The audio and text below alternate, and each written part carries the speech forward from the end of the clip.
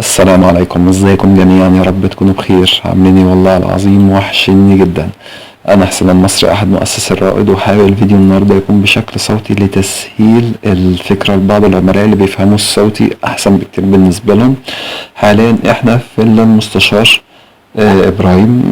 غرفه النوم زي ما احنا شايفين حاجه هاديه جدا، دلايات موجوده مثلا في الغرفه او دلايه. برضو أباليج موجود على الحيطان، حاجة بسيطة، شغل هادي، مش زي ما احنا مترسخين فكرة ان المقتدر ماديا لازم يعمل شغل عالي.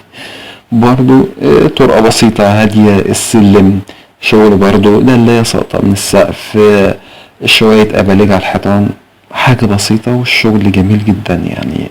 مش مكلف، مش عالي، مريح للعين في بعض الأحيان.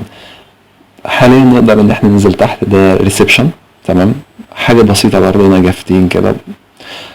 بعض الطرق زي الطرق مثلا اللي بتكون قدام المطبخ، قدام الحمام، قدام الغرف.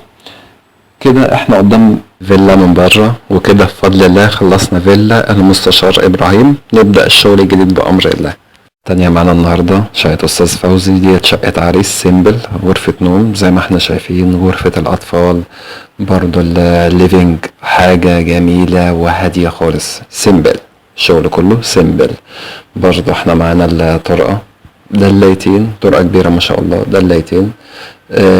ده كده الريسبشن، نجفة وخلاص. برضو دي الطرقة. كده خلصنا الشقة بتاعت أستاذ فوزي. الثالثة والأخيرة، احتراما لرغبة العميل رفض ذكر الاسم. حاليا احنا في الريسبشن. ده تراك ماجنتيك، بيركب الاسبوتات بعد الفرش وبيتوجه على حسب التوزيع. اما ديت الطرقة 3 اسبوتات. حاليا احنا في غرفة الأطفال، غرفتين نفس الشكل. طبعا زي ما احنا شايفين، ليد بروفايل في السقف، ليد بروفايل في الدولاب. برضو غرفة النوم نفس النظام، ليد بروفايل برضو موجود خلف السرير. ده دولاب، برضو الشغل بتاعه سنسور ليد، شغل سنسور.